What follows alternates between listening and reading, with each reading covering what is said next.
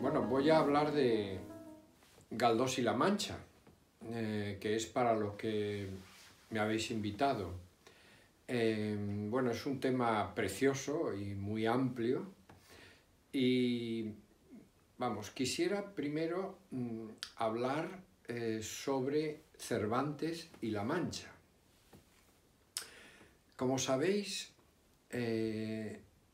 ha ocurrido algo realmente espectacular, y es que en el mundo La Mancha es sobre todo conocida no tanto por el lugar que es en la geografía española, sino por su presencia en la gran obra de Miguel de Cervantes, Don Quijote de la Mancha.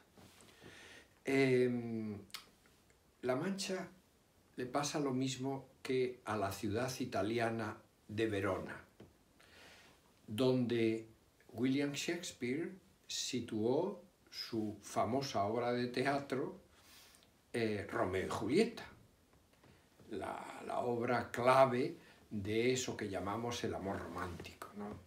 Entonces la gente acude a Verona, un lugar que Shakespeare nunca visitó, a ver dónde está la casa de Julieta, dónde está la casa de Romeo, etc., que son producto de la imaginación de Shakespeare, pero no la ciudad de Verona y los lugares donde sitúa a los personajes, que él tomó de un libro en el que se inspiró. Como dije, él nunca estuvo allí. Cosa diferente es la de Cervantes y la de Galdós.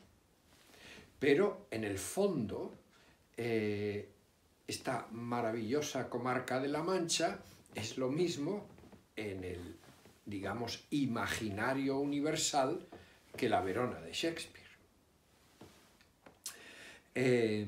Y, naturalmente, La Mancha por eso se ha hecho famosa universalmente. Pero, además de los lugares del Quijote, los lugares de La Mancha, como por ejemplo el Toboso, de donde es Dulcinea del Toboso, el gran amor de Don Quijote, un poco la Julieta de Don Quijote de la Mancha. Como sabemos, vive en el Toboso.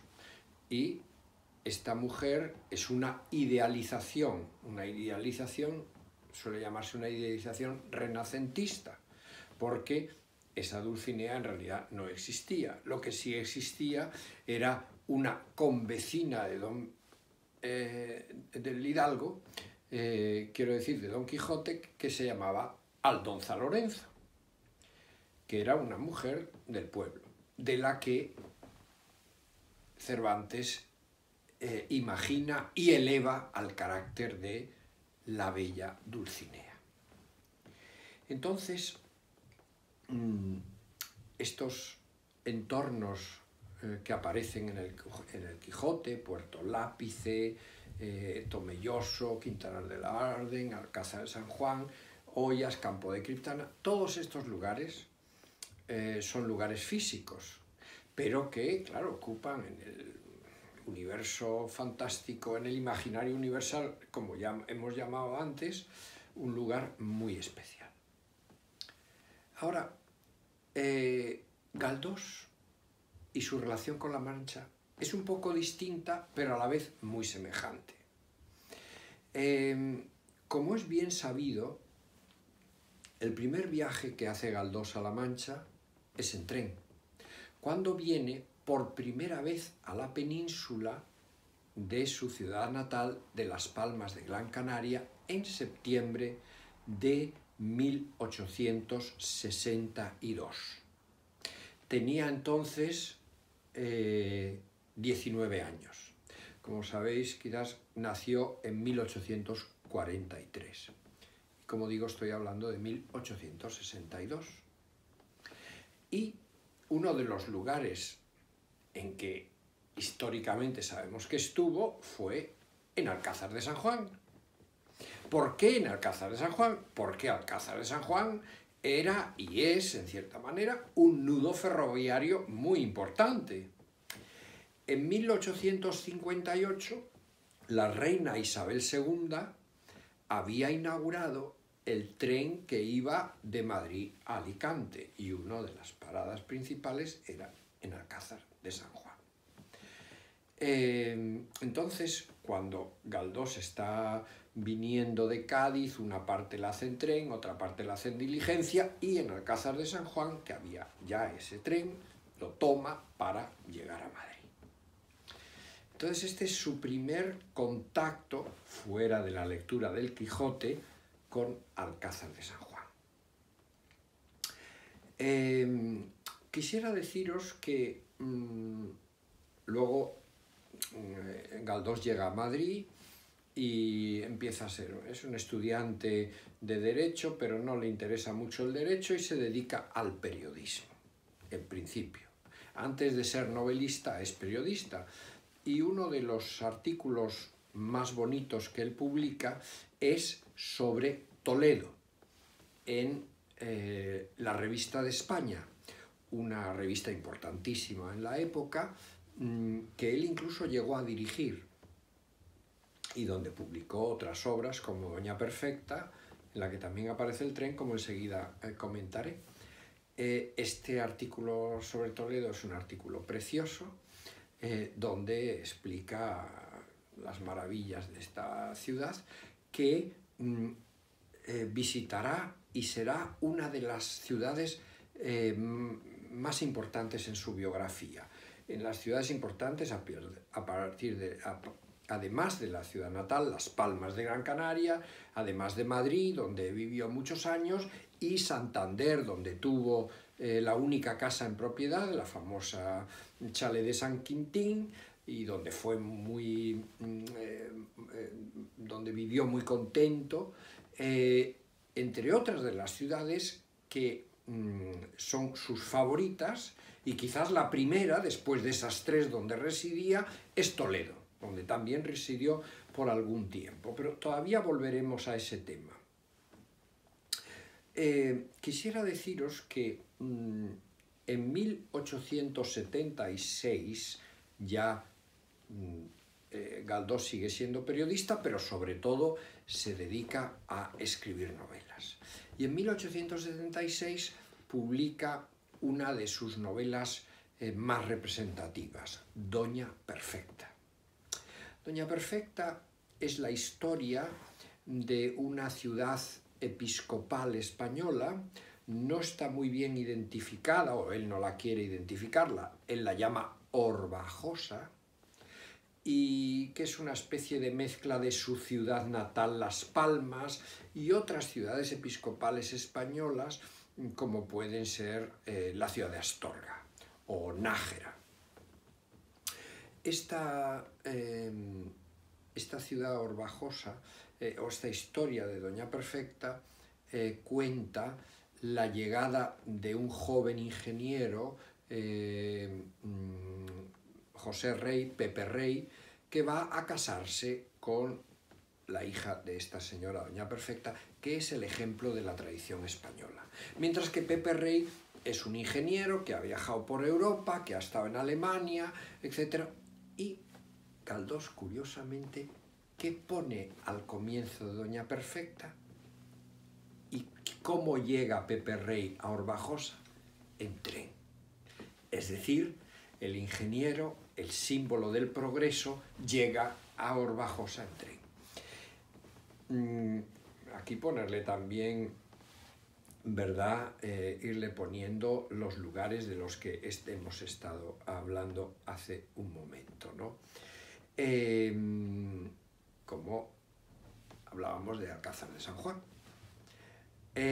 Bueno, entonces él en esta novela identifica el tren con el progreso, o sea, ha llegado de que Las Palmas, se conoció el progreso, porque en Canarias no había trenes, etc.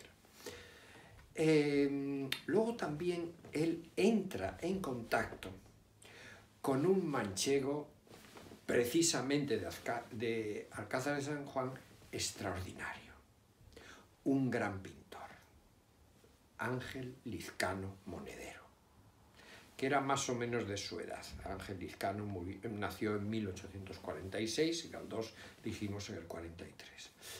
¿Qué relación tiene? Pues nada menos que uno de los grandes proyectos que inicia Galdós en 1881 es publicar sus episodios nacionales ilustrados. ¿Ilustrados por quién? Entre otros, por Ángel Lizcano. Están ilustrados por los mejores pintores de la época, Pellicer, en fin, Apelles Mestres, también otro estupendo y famosísimo ilustrador, y Ángel Lizcano. O sea que por ahí también tiene una relación importante con La Mancha. Luego, enseguida, a la vez que estos episodios ilustrados, él publica la novela La Desheredada. La Desheredada es como la novela que para nosotros va a unir a Cervantes, La Mancha y Galdós. ¿Por qué? Porque La Desheredada, cuya famosa protagonista se llama Isidora Rufete, es una chica que llega a Madrid y que, en fin, cree, el padre está un poco trastornado de la cabeza, de hecho está en un manicomio en Leganés, así empieza la novela, y ella cree, porque el padre le ha metido esas locuras en la cabeza, de que ella es hija de una marquesa, lo cual no es cierto. Aquí veis la relación con Cervantes, esa fantasía, esa imaginación de el caballero que cree que son gigantes cuando en realidad son molinos de viento. ¿Y qué le ocurre tanto a Don Quijote como a Isidora? Que cuando te chocas con la lanza vas a invertirla, vas a embestir las aspas del molino, ¡pumba!, te caes al suelo. Pues lo mismo le va a pasar a la pobre Isidora.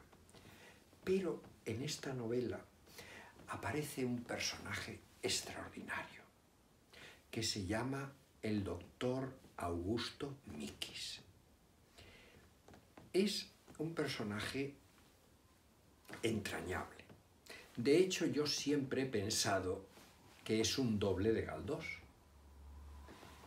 ¿Y de dónde es originario? De La Mancha, de Tomelloso. Y en las novelas de Galdós habrá muchos Miquis. De hecho, en la siguiente novela, el doctor Centeno, el protagonista, será otro manchego, hermano de Augusto Miquis, el médico de la ciudad, Alejandro Miquis. Con lo cual,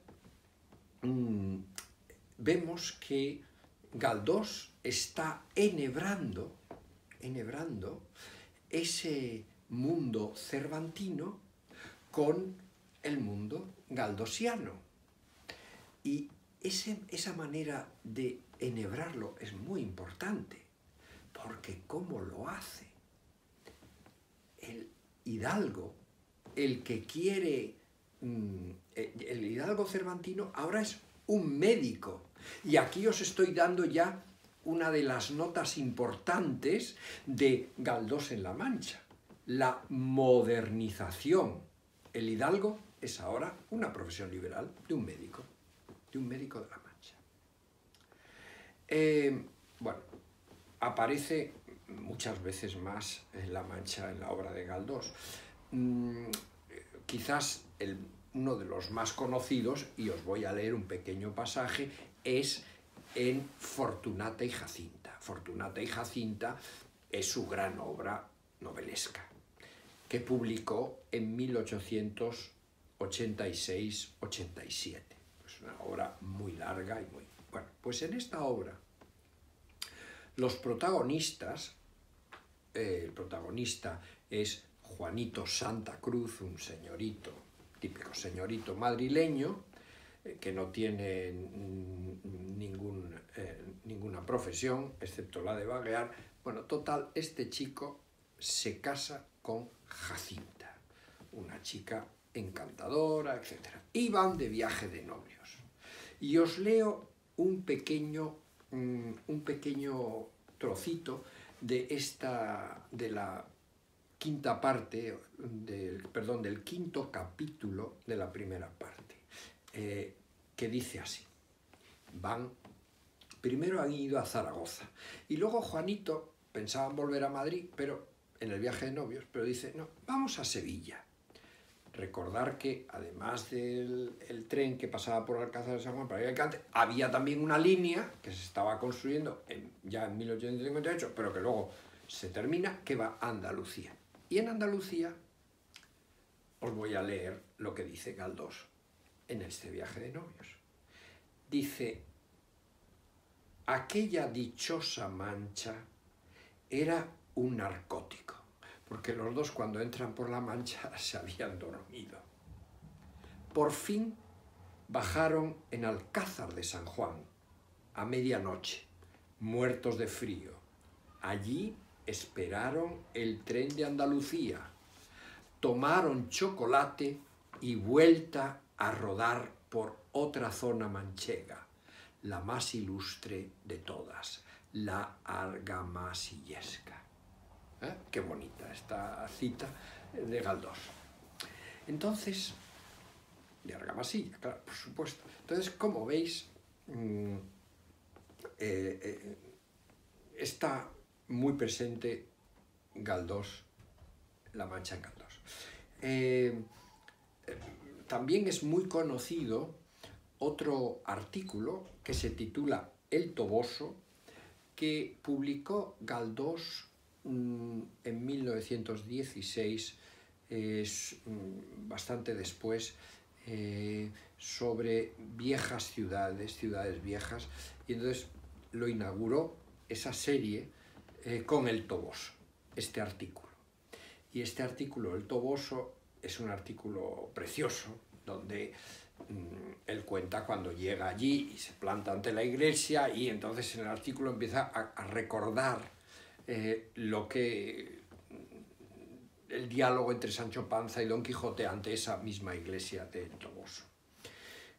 Pero quisiera deciros que la razón de su visita, y eso también es muy importante, a El Toboso era que con motivo de las elecciones en 1909, Galdós, que había sido diputado ya desde 1886 con un intervalo, se vuelve a presentar a las elecciones para diputado, ¿no?, en el Congreso de los Diputados, y lo hace como republicano. Hasta entonces había sido liberal, pero entonces en este año lo hace como republicano, y lo hace en la conjunción republicano-socialista en la que iba Pablo Iglesias. Y entonces él va a La Mancha y tiene un acto público en el que,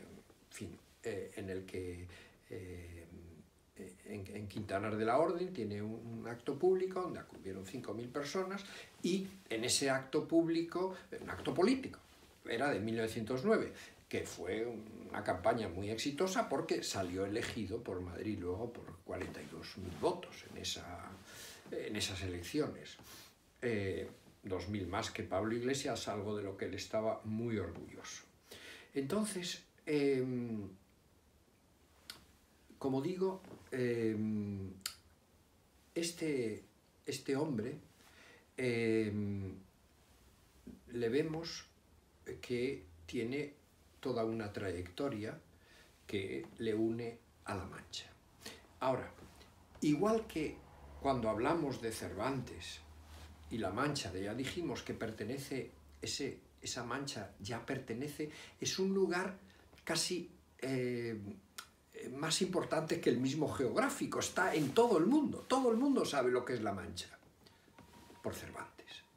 Entonces, ahora, nosotros, al conocer todos estos datos de la relación de Galdós con La Mancha, creo que podemos hacer un recorrido por La Mancha siguiendo las huellas de Galdós por estos lugares, por La Mancha. Es decir, será un recorrido muy distinto, Porque la Mancha de Galdós es la Mancha moderna, es la Mancha del mundo moderno, donde hay médicos, abogados, empleados, administradores, agricultores, gente de varios oficios, etc. Lo que es la Mancha moderna. Entonces, creo que poco a poco esa Mancha galdosiana va a acabar, como digo, injertándose en la Cervantina, y ambos van a representar, como han hecho en sus novelas, esa España eterna, la idealista de Cervantes y la moderna de Galdós. Y eso es todo lo que por hoy os puedo decir. Espero que os haya sido de interés.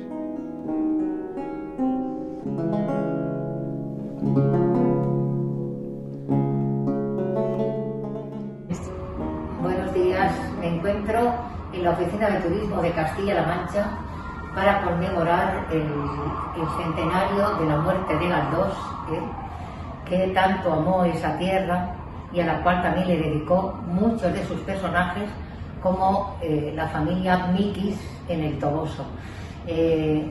Galdós amó la Mancha porque él amaba a Cervantes y tenía en su memoria todas las obras de Cervantes. Prueba de ello es que visitó el Toboso, como Alcázar de San Juan, y como otros muchísimos pueblos de la Mancha, Valdepeñas, Manzanares. Con motivo del centenario de la muerte de Galdós, y como él era un prolífico escritor, también se acordó de la Mancha, y aquí yo le he dedicado unos versos a Galdós, Galdós y la Mancha. Recaló en Andalucía, allá en las Cortes de Cádiz donde la Pepa lucía, y subió para la Mancha, que en su memoria tenía a Cervantes como ejemplo de toda filosofía. Galdós vino a saludar a esta tierra tan vivida, la que Cervantes plasmó en su novela más querida, Don Quijote de la Mancha, así quedó redimida. Y se llegó a conocer a ese pueblo del Toboso, donde Cervantes creó a la Dama del Reposo. Su exaltado Don Quijote siempre la tuvo en su gozo, a la sin par Dulcinea, la de los sueños gozosos. En Alcázar de San Juan se conservan con primor y menor notoriedad esos grandes episodios de la arena nacional, que hoy exhibe con orgullo su casa consistorial en su primera edición con gratitud muy filial. Visitó Toledo, quedóse muy admirado de esa tierra, de esa ciudad cultural allá en los siglos pasados. Su importante sinagoga e imponente catedral, el Alcázar y las calles de esa gran urbe imperial. Bueno, desde la Oficina de Turismo de Castilla-La Mancha mando unos saludos muy fervientes para que estas jornadas sean todo un éxito y logremos que la Mancha sea conocida, aunque ya es conocida en todo el mundo, que sea conocida a nivel universal, que de hecho ya lo es por nuestro querido Don Quijote, nuestro querido Cervantes, con su personaje de Don Quijote. Yo también tengo un libro sobre Don Quijote. Y quiero que sean unas jornadas lo más placenteras posibles debido a esta situación. Yo no puedo asistir a estas jornadas porque la situación no lo permite, y deseo mucho éxito y que sigamos siendo una comunidad que mira hacia adelante.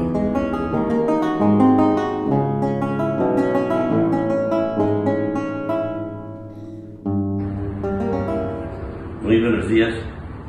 Me encuentro en la Oficina de Turismo de Castilla-La Mancha en Madrid y voy a hablarles muy brevemente de un libro que escribí ya hace 9 años que se llamaba Galdós y la Mancha. Yo soy un estudioso de la obra de Galdós y me encontré que no existían libros que contaran el paso de Galdós por la Mancha. Decidí rellenar aquel hueco. Y es un libro que pasó más o menos desapercibido, pero que ahora con el año de Galdós, los 100 años de su muerte, pues ha tenido bastante repercusión, tanto en prensa como gente que se ha interesado. Y ahora pues esto me trae a hablar un poco de esa semana que va a haber en la Mancha de Galdós y la Mancha. La amistad o el amor de Galdós a la Mancha es muy sencillo, viene de Cervantes. Galdós se hace escritor en el Quijote y naturalmente al tener esa pasión por Cervantes no tenía más remedio que tenerla por la Mancha, que es donde las aventuras de Don Quijote tienen lugar.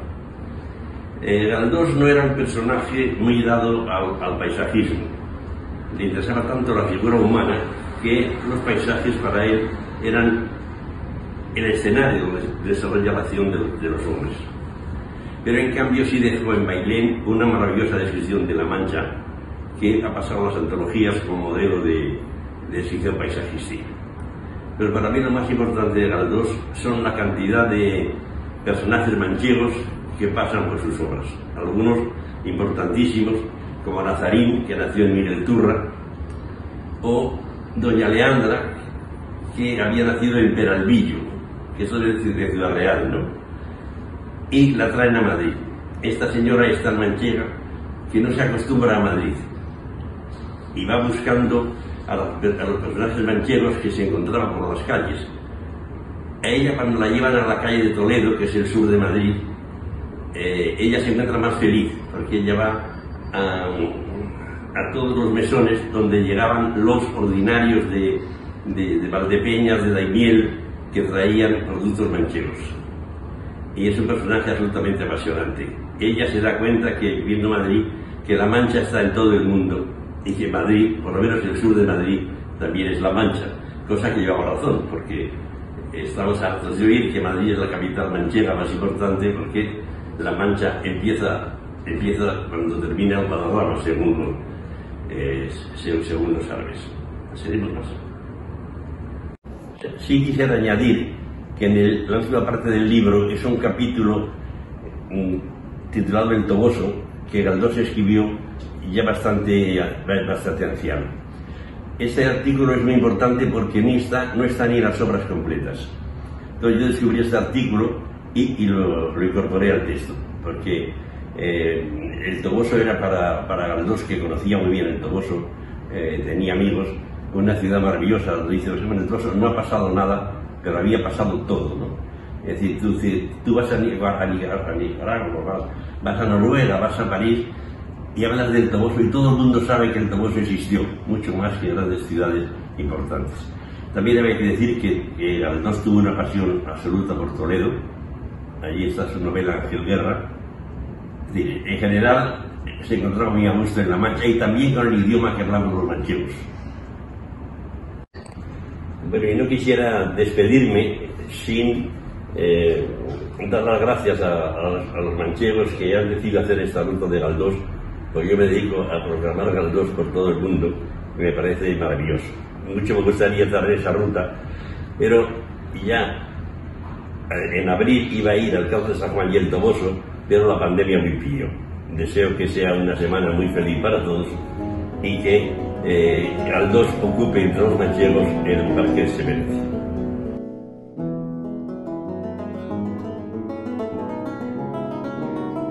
Hola, bienvenidos a Gran Vía 45, el kilómetro cero del recorrido de Castilla-La Mancha, desde aquí, desde Madrid.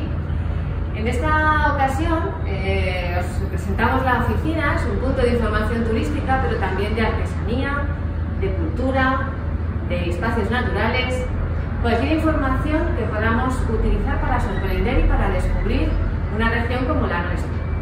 Algunos, como Galdós, se quedó atrapado en ese recorrido, en esa búsqueda, en algunas de nuestras poblaciones. Desde aquí, felicitaros por esta fantástica iniciativa y, por supuesto, que sepáis que contáis con todos nosotros para apoyar la promoción de esta ruta. Teresa, podemos ver cómo Alejandro está aquí en el punto de las tablets de información al visitante y os va a hacer, ¿no?, una demo de cómo se puede informar adecuadamente, también utilizando estas tecnologías, sobre la nueva ruta de Galdós. De la página web de Quijote Tours, aquí se puede ver primeras jornadas de Galdós en La Mancha, en la que podemos ver pues unas fotografías de cuando Galdós visitó Castilla-La Mancha, el Museo Cervantino del Toboso, Vemos aquí el cartel de las jornadas y luego pues los lugares más emblemáticos que en los que estuvo: Quintanar de la Orden, Quero, el Toboso y Alcázar de San Juan. La nueva ruta de Don Quijote Tours va a durar como mínimo hasta marzo del año que viene, y además de conocer esos 4 municipios tan relacionados tanto con el Quijote como con la obra de Benito Pérez Galdós, vamos a poder descubrir la gastronomía manchega y una nueva fusión con la cocina de origen de Galdós, la cocina canaria. Tapas originales, orientadas hacia todo el público que esté interesado en la obra literaria española, y que esperamos desde la Oficina de Turismo de Castilla-La Mancha que podáis disfrutar y conocer a Galdós. Bueno, pues la empresa Don Quijote Tours ha creado una ruta, la ruta de Galdós, que visita las 4 poblaciones más características que vinculan Galdós y a su obra literaria, que son Alcázar de San Juan, el Toboso, Quintanar de la Orden y Quero. Tiene un poquito de información en la web sobre la propia ruta y sobre la figura de Galdós en La Mancha, y le va explicando las diferentes visitas guiadas que se van a realizar en los 4 municipios. Eso es, exactamente. Mucho éxito en esta nueva ruta de Galdós en La Mancha. Aquí os esperamos en Gran Vía 45 con toda la información acerca de la ruta. Y mantenernos al día con todas las novedades para poder informar a nuestros visitantes.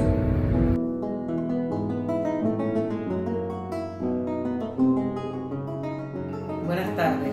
Desde la Casa Museo Pérez Galdós queremos felicitar la iniciativa del Ayuntamiento de Alcázar de San Juan por la organización de las primeras jornadas galdosianas, con motivo del centenario del fallecimiento de nuestro querido autor. La programación que nos han enviado me parece fantástica, o sea, que tiene un poco de todo y que refleja muy bien pues la vinculación de Benito Pérez Galdós con La Mancha, a nivel biográfico, a nivel personal, pero también la presencia y la huella que La Mancha tiene en su obra. Así que reitero mis felicitaciones y espero que disfruten todas las personas que puedan participar en las jornadas organizadas por el Ayuntamiento de Alcázar de San Juan.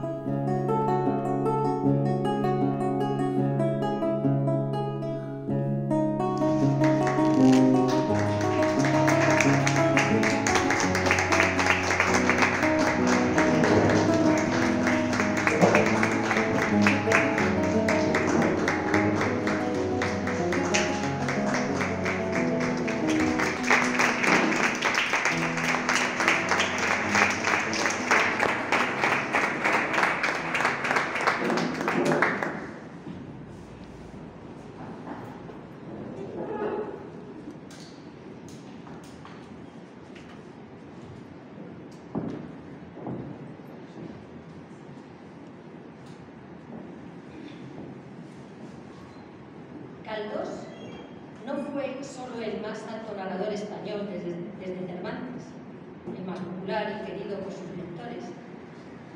Fue también un brillante periodista, dibujante y pintor notable, crítico y cronista musical desde que llegó a Madrid en 1862.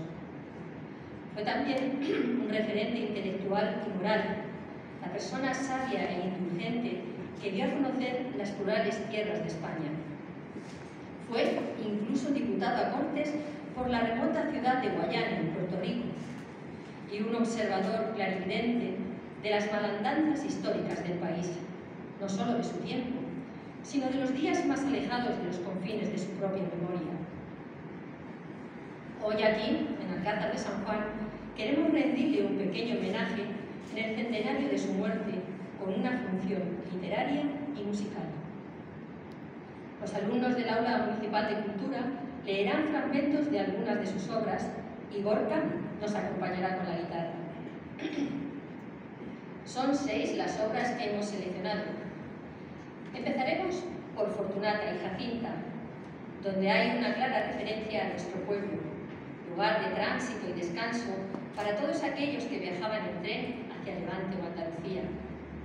Seguiremos con Misericordia, Doña Perfecta, Tristana, el 19 de marzo y el 2 de mayo de los episodios nacionales, y acabaremos con un fragmento de Casandra, que es una obra de teatro, adaptación del autor de su novela homónima.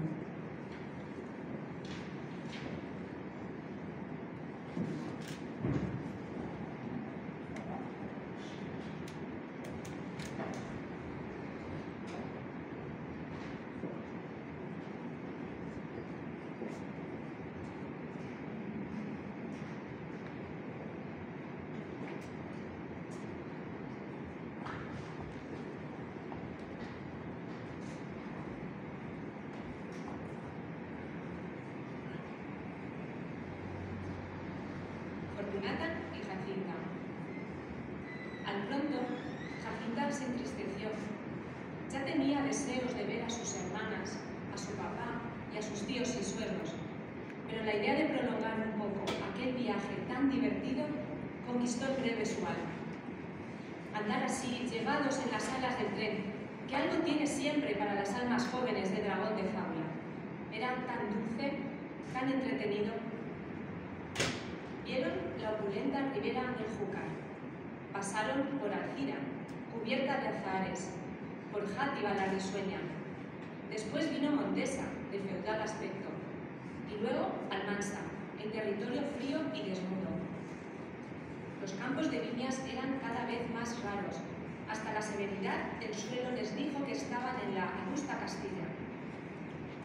El tren se lanzaba por aquel campo triste como inmenso lebrel, olfateando la vía y ladrando a la noche tarda, que iba cayendo lentamente sobre el llano sin fin.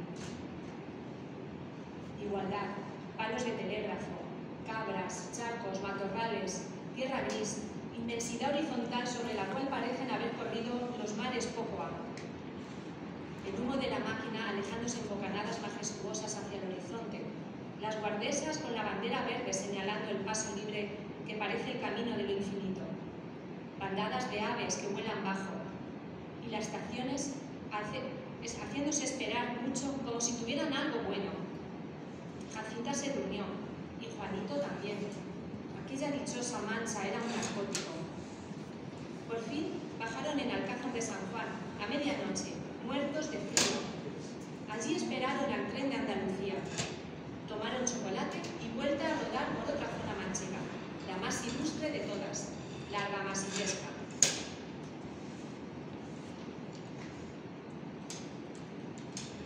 Nadie diría que el hombre que de este modo razonaba, con aire tan sutil y paradójico, era el mismo que noches antes, bajo la influencia de una bebida espirituosa, había vaciado toda su alma con esa sinceridad brutal y disparatada que solo puede compararse al vómito físico producido por un emético muy fuerte. Y después, cuando el despejo de su cerebro le hacía dueño de todas las triquiñuelas de hombre leído y mundano, no volvió a salir de sus labios ni un solo vocablo soez, ni una sola espontaneidad de aquellas que existían dentro de él, como existen los trapos de colorines en algún rincón de la casa del que ha sido cómico, aunque solo lo haya sido de afición. Todo era convencionalismo y frase ingeniosa en aquel hombre que se había emperejilado intelectualmente, cortándose una levita para las ideas y planchándole los cuellos al lenguaje. Jacinta, que aún tenía poco mundo, se dejaba alucinar por las dotes seductoras de su marido y le quería tanto, quizás por aquellas mismas dotes y por otras, que no necesitaba hacer ningún esfuerzo para creer cuanto le decía, si bien creía por fe que es sentimiento más que por convicción. Largo rato charlaron, mezclando las discusiones con los cariños discretos, porque en Sevilla entró gente en el coche y no había que pensar en la besadera. Y cuando vino la noche sobre España, cuyo radio iban recorriendo, se durmieron allá por Despeñaperros, soñaron con lo mucho que se querían y despertaron al fin en Alcázar, con la idea placentera de llegar pronto a Madrid, de ver a la familia, de contar todas las peripecias del viaje, menos la escenita de la noche aquella, y de repartir los regalos.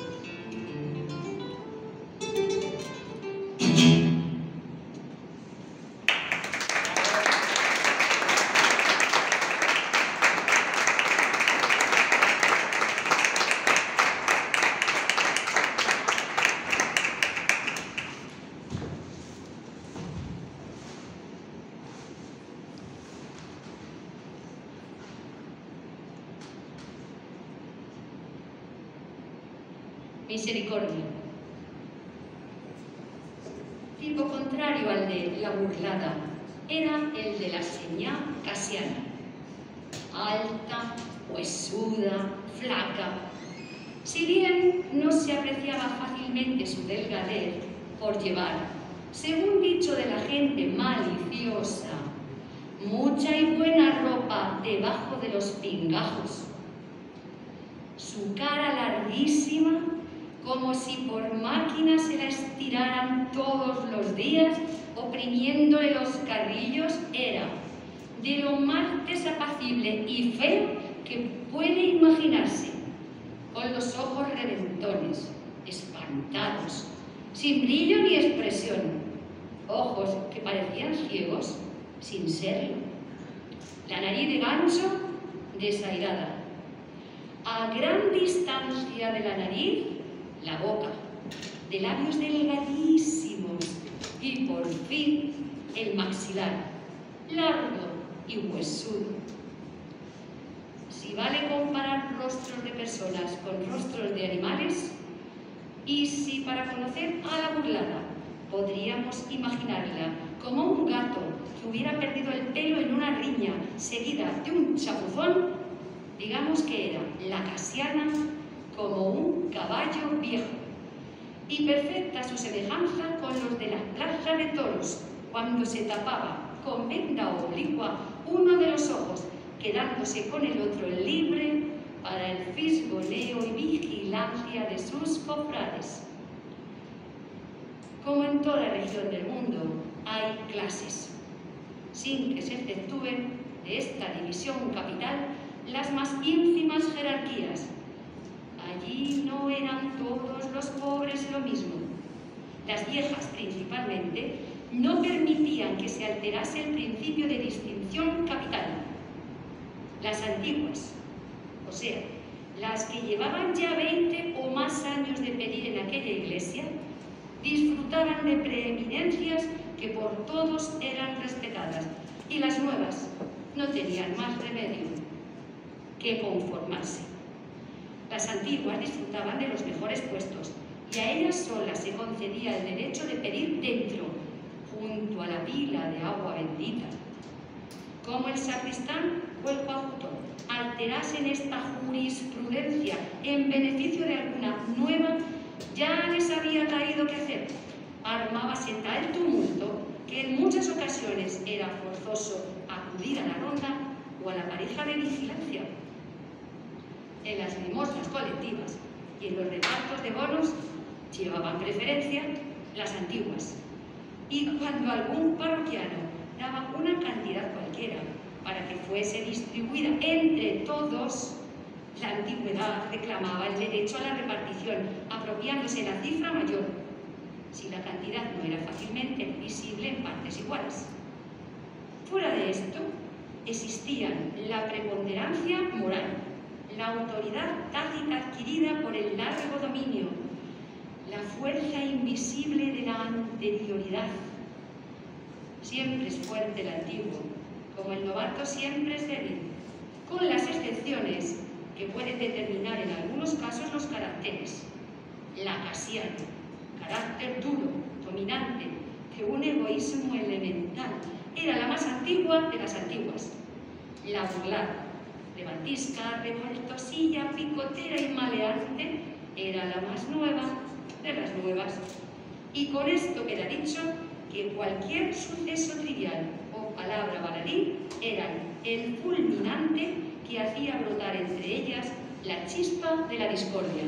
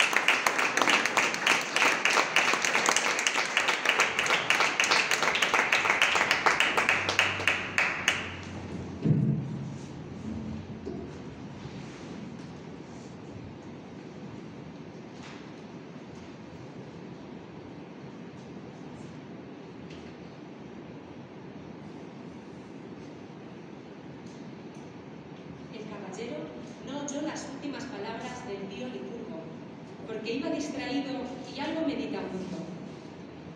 Llegaban a un recodo del camino cuando el labriego, torciendo la dirección a las caballerías, dijo: «Ahora tenemos que echar por esta vereda. El puente está roto y no se puede vadear el río por el cerrillo de los lirios». «El cerrillo de los lirios», dijo el caballero saliendo de su meditación. «¿Cómo abundan los nombres poéticos en estos sitios tan feos? Desde que viajo por estas tierras me sorprende la horrible ironía de los nombres. Tal sitio que se distingue por su árido aspecto y la desolada tristeza del negro paisaje se llama Valle Ameno. Tal villorrio de adobes que miserablemente se extiende sobre un llano estéril y que de diversos modos pregona su pobreza, tiene la insolencia de nombrarse Villa Rica. Y hay un barranco pedregoso y polvoriento donde ni los cardos encuentran jugo y que sin embargo se llama Valdeflores. ¿Eso que tenemos delante es el cerrillo de los lirios? ¿Pero dónde están esos lirios, hombre de Dios? Yo no veo más que piedras y hierba descolorida.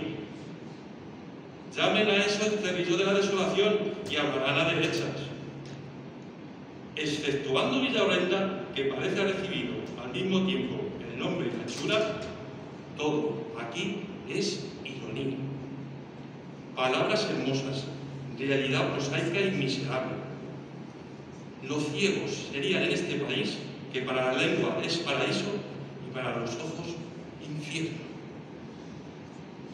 El señor Licurgo o no entendió las palabras del caballero rey o no hizo caso de ellas. Cuando vadearon el río, que turbio y revuelto corría con impaciente precipitación como si huyera de sus propias orillas, el labriego extendió el brazo hacia unas tierras que a la siniestra mano, en grande y desnuda extensión, se veían, y dijo: «Estos son los alamillos de Bustamante». «¡Mis tierras!», exclamó con júbilo el caballero, tendiendo la vista por el triste campo que alumbraban las primeras luces de la mañana. «Es la primera vez que veo el patrimonio que heredé de mi madre. La pobre hacía tales ponderaciones de este país y me contaba tantas maravillas de él que yo, siendo niño, creía que estar aquí era estar en la gloria. Frutas, flores, caza mayor, montes, lagos, ríos, poéticos arroyos, oteros pastoriles. Todo lo haría en los alamillos de Bustamante. En esta tierra bendita, la mejor y más hermosa de todas las tierras. ¡Qué demonio! La gente de este país vive con la imaginación. Si en mi niñez y cuando vivía con las ideas y con el entusiasmo de mi buena madre me hubieran traído aquí, también me habrían parecido encantadores estos desnudos cerros, estos llanos polvorientos o encharcados, estas vetustas casas de labor, estas norias desvencijadas, cuyos cancilones lagrimean lo bastante para regar media docena de coles, esta desolación miserable y perezosa que estoy mirando». «Es la mejor tierra del país», dijo el señor Licurgo, «y para el garbanzo es de lo que no hay». «Pues lo celebro, porque desde que las heredé no me han producido un cuarto estas célebres tierras».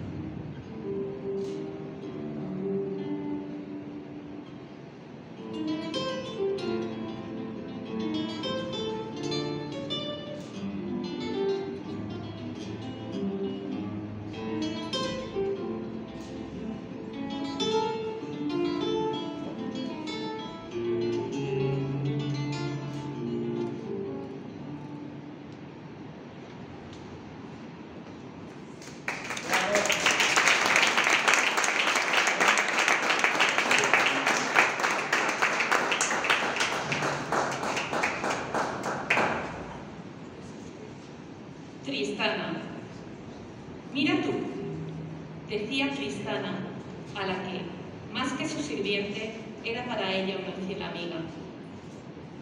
No todo lo que este hombre perverso nos enseña es disparatado, y algo de lo que habla tiene mucha intríngulis, porque lo que es talento no se puede negar que le sobra. ¿No te parece a ti que lo que dice del matrimonio es la pura razón? Yo te lo confieso, aunque me riñas. Creo como él que eso de encadenarse a otra persona por toda la vida es invención del diablo. ¿No lo crees tú? Te reirás cuando te diga que no quisiera casarme nunca, que me gustaría vivir siempre libre. Ya sé lo que estás pensando, que me curo en salud, porque después de lo que me ha pasado con este hombre, y siendo pobre como soy, nadie querrá cargar conmigo. ¿No es eso, mujer? ¿No es eso? Ay, no, señorita, no pensaba tal cosa, replicó la doméstica prontamente. Siempre se encuentran unos pantalones para todo, inclusive para casarse. Yo me casé una vez y no me pesó, pero no volveré por agua a la fuente de la vicaría. Libertad, tiene razón la señorita, libertad, aunque esta palabra no suena bien en boca de mujeres. ¿Sabe la señorita cómo llaman a las que sacan los pies del plato? Pues las llaman, por buen nombre, libres. De consiguiente, si ha de haber un poco de reputación, es preciso que haya 2 pocos de esclavitud.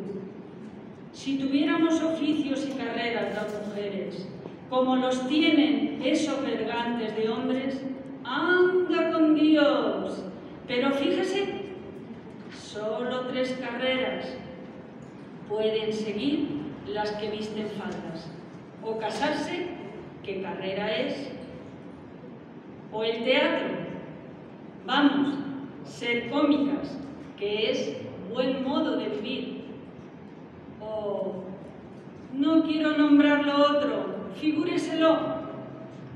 Pues mira tú, de esas 3 carreras únicas de la mujer, la primera me agrada poco, la tercera menos, la del medio la seguiría yo si tuviera facultades, pero me parece que no las tengo.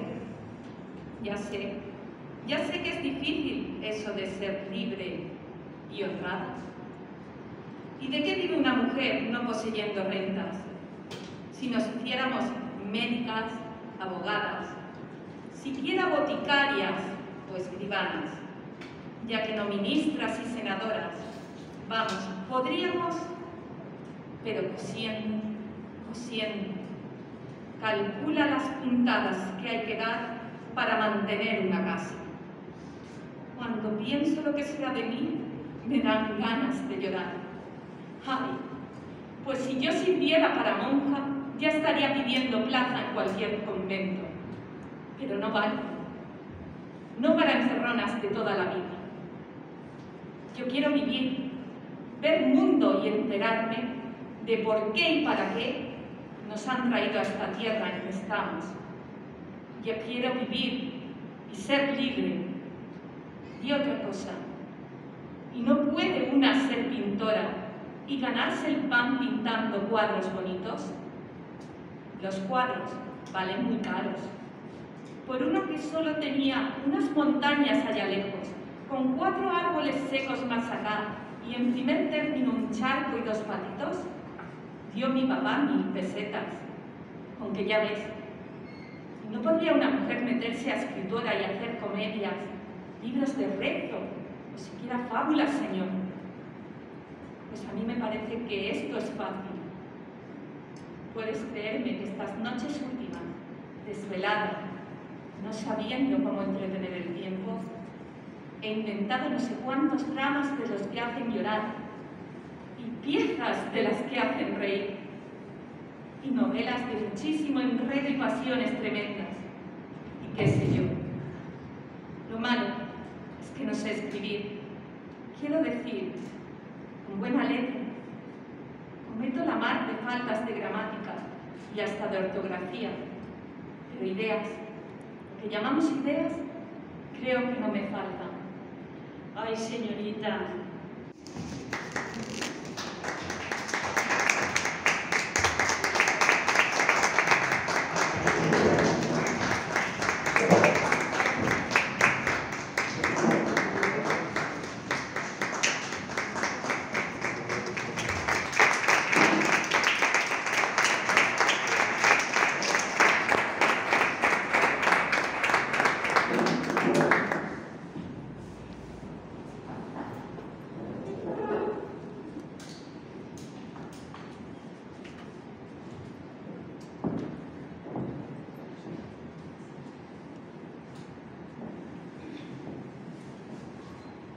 Caldós no fue solo el más alto narrador español desde Cervantes, el más popular y querido por sus lectores. Fue también un brillante periodista, dibujante y pintor notable, crítico y cronista musical desde que llegó a Madrid en 1862. Fue también un referente intelectual y moral, la persona sabia e indulgente que dio a conocer las plurales tierras de España. Fue incluso diputado a Cortes por la remota ciudad de Guayana, en Puerto Rico, y un observador clarividente de las malandanzas históricas del país, no solo de su tiempo, sino de los días más alejados de los confines de su propia memoria. Hoy aquí, en Alcázar de San Juan, queremos rendirle un pequeño homenaje en el centenario de su muerte con una función literaria y musical. Los alumnos del Aula Municipal de Cultura leerán fragmentos de algunas de sus obras y Gorka nos acompañará con la guitarra. Son 6 las obras que hemos seleccionado. Empezaremos por Fortunata y Jacinta, donde hay una clara referencia a nuestro pueblo, lugar de tránsito y descanso para todos aquellos que viajaban en tren hacia Levante o Andalucía. Seguiremos con Misericordia, Doña Perfecta, Tristana, el 19 de marzo y el 2 de mayo de los episodios nacionales, y acabaremos con un fragmento de Casandra, que es una obra de teatro, adaptación del autor de su novela homónima.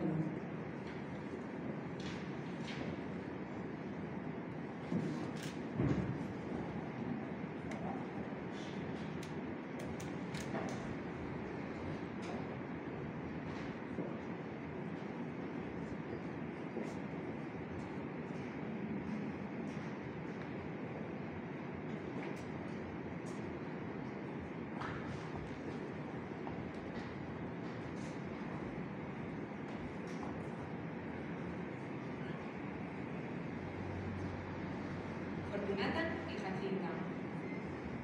Al pronto, Jacinta se entristeció. Ya tenía deseos de ver a sus hermanas, a su papá y a sus tíos y suegros, pero la idea de prolongar un poco aquel viaje tan divertido conquistó en breve su alma. Andar así, llevados en las alas del tren, que algo tiene siempre para las almas jóvenes de dragón de fábula, era tan dulce, tan entretenido. Vieron la opulenta ribera del Júcar, pasaron por Alcira, cubierta de azahares, por Játiva la risueña, después vino Montesa, de feudal aspecto, y luego Almansa, en territorio frío y desnudo.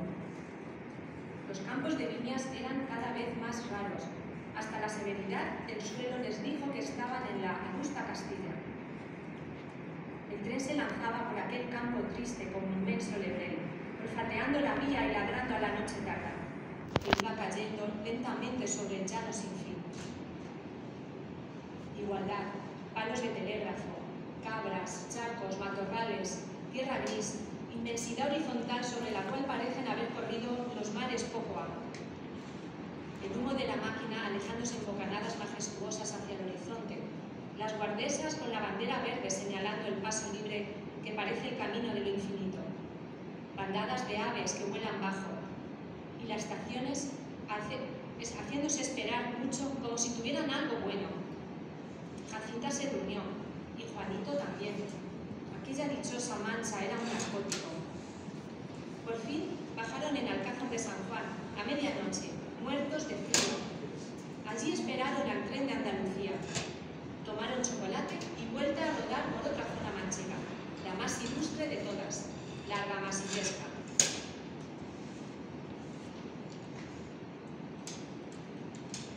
Nadie diría que el hombre que de este modo razonaba, con aire tan sutil y paradójico, era el mismo que noches antes, bajo la influencia de una bebida espirituosa, había vaciado toda su alma con esa sinceridad brutal y disparatada que solo puede compararse al vómito físico producido por un emético muy fuerte.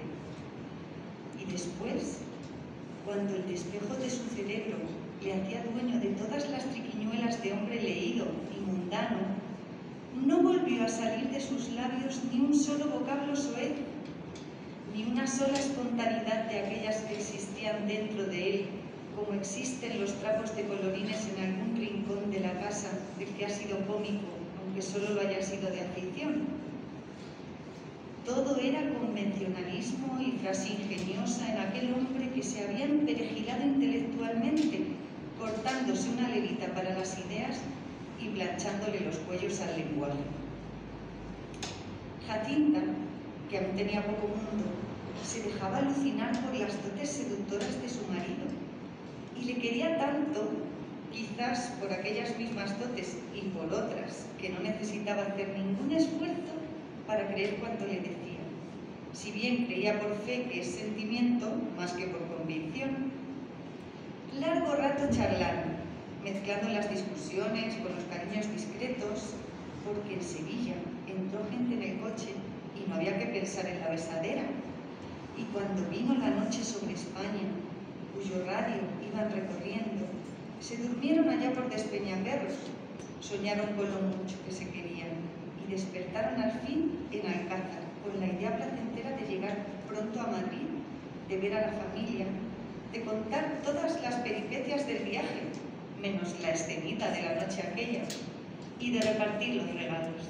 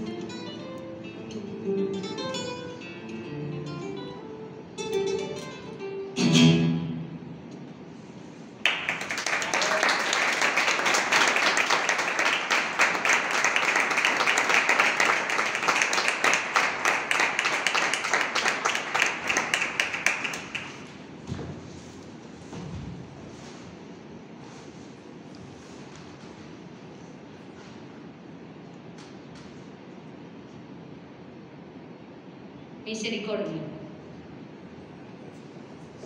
Tipo contrario al de la burlada era el de la señá Casiana, alta, huesuda, flaca.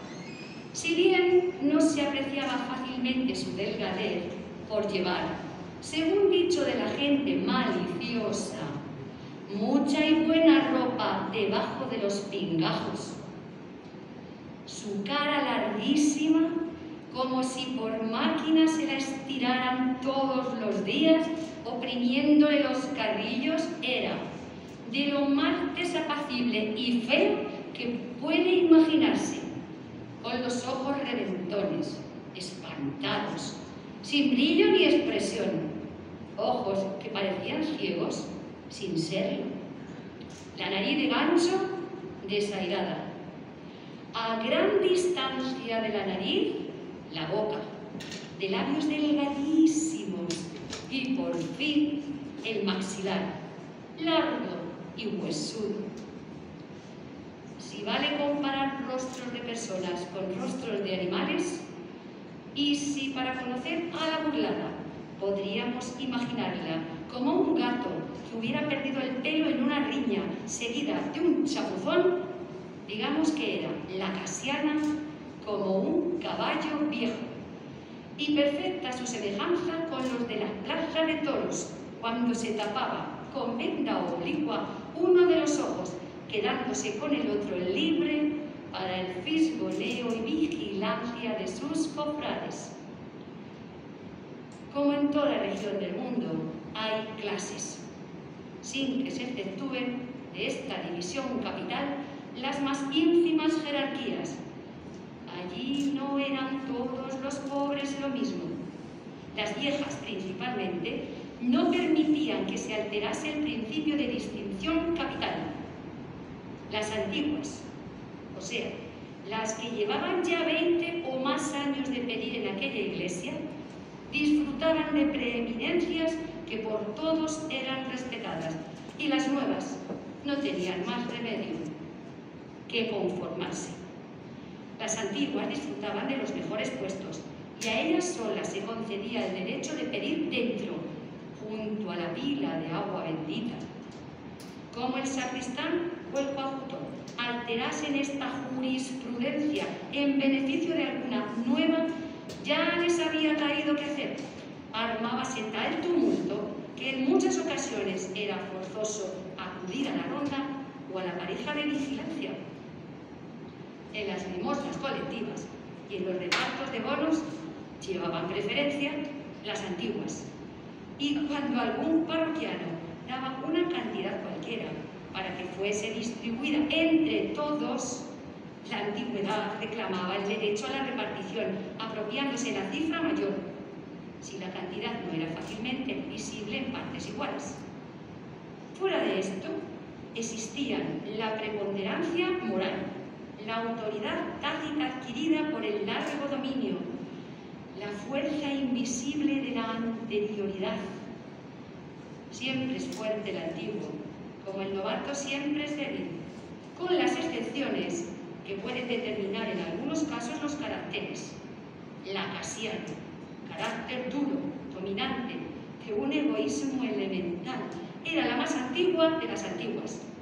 La burlada, levantisca, revoltosilla, picotera y maleante, era la más nueva de las nuevas.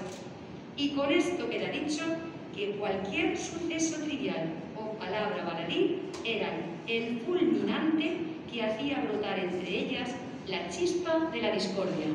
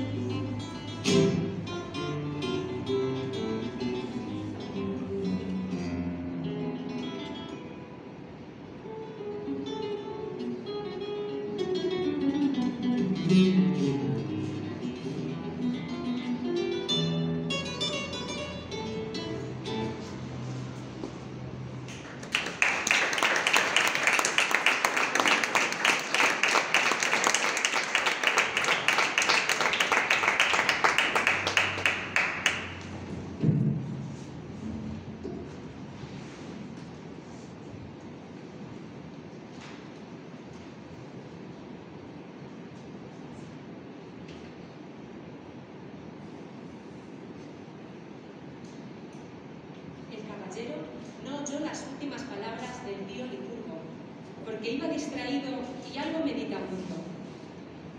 Llegaban a un recodo del camino cuando el labriego, torciendo la dirección a las caballerías, dijo: «Ahora tenemos que echar por esta vereda.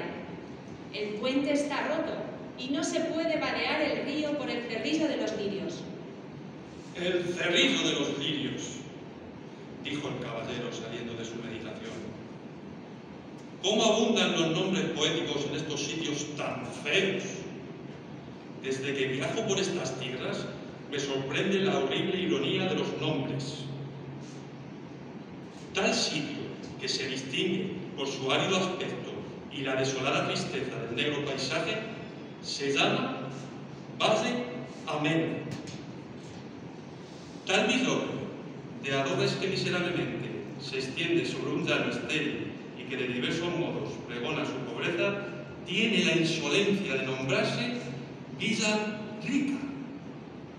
Y hay un barranco pedregoso y polvoriento donde ni los cardos encuentran jugo y que sin embargo se llama Valdeflores. ¿Eso que tenemos delante es el cerrillo de los lirios? ¿Pero dónde están esos lirios, hombre de Dios? Yo no veo más que piedras y hierba descolorida. Llamen a eso el cerrillo de la desolación y hablarán a derechas. Exceptuando Villaurrenda, que parece haber recibido al mismo tiempo el nombre y la hechura, todo aquí es ironía. Palabras hermosas, realidad prosaica y miserable.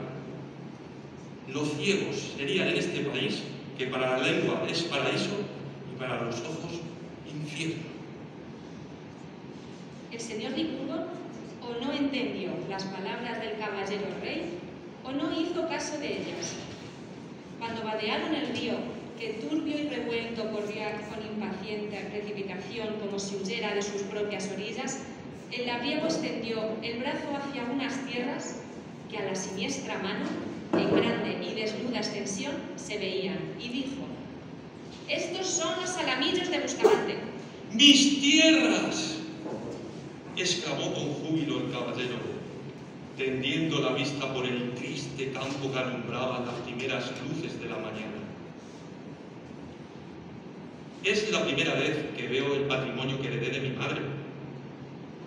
La pobre hacía tales ponderaciones de este país y me contaba tantas maravillas de él que yo, siendo niño, creía que estar aquí era estar en la gloria. Frutas, flores, caza mayor, montes, lagos, ríos, poéticos arroyos, oteros pastoriles. Todo lo había en los alamillos de Bustamante. En esta tierra bendita, la mejor y más hermosa de todas las tierras. ¡Qué demonio! La gente de este país vive con la imaginación. Si en mi niñez y cuando vivía con las ideas y con el entusiasmo de mi buena madre me hubieran traído aquí, también me habrían parecido encantadores estos desnudos cerros, estos llanos polvorientos o encharcados, estas vetustas casas de labor, estas norias desvencijadas, cuyos cancilones lagrimean lo bastante para regar media docena de coles, esta desolación miserable y perezosa que estoy mirando». «Es la mejor tierra del país», dijo el señor Licurgo, «y para el garbanzo es de lo que no hay». «Pues lo celebro, porque desde que las heredé no me han producido un cuarto estas célebres tierras».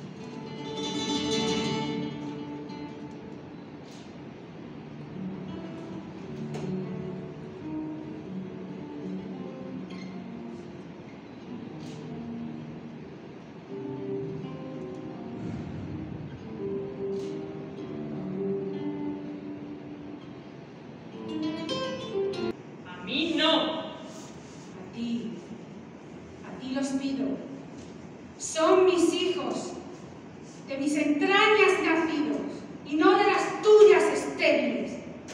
Tus entrañas de pecado nacieron. Hijos tuyos son. No puedo asegurar que sean hijos de Rogelio. ¡Ah! ¡Víbora! ¿Me robas y encima me ultrajas?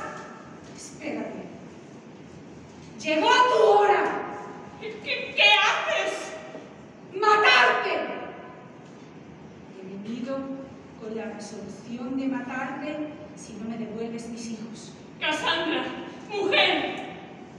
Si no estás preparada, prepárate pronto. Arregla brevemente tus cuentas con Dios. No estoy preparada. No. Tu presencia ha despertado en mí el pecado de la ira.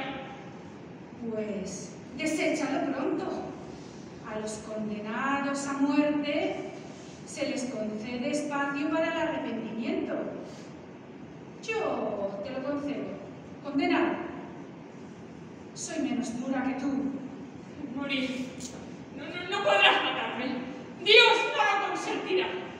Si ha consentido tus crímenes, ¿cómo no consentir este? ¡Pronto! ¿Mis hijos o la muerte? Muerte no. Tus hijos tampoco. ¡Muere! Santa de caña y de hielo, Dios te dará lo que mereces. ¡Ay! ¡Misericordia! ¡Monstruo! Ya no harás más daño en el mundo que te crió. No respira. No tiene sangre. Su veneno no es rojo. Nada. Su veneno no me ha manchado. He matado a la hidra que asolaba la tierra. Respira, humanidad.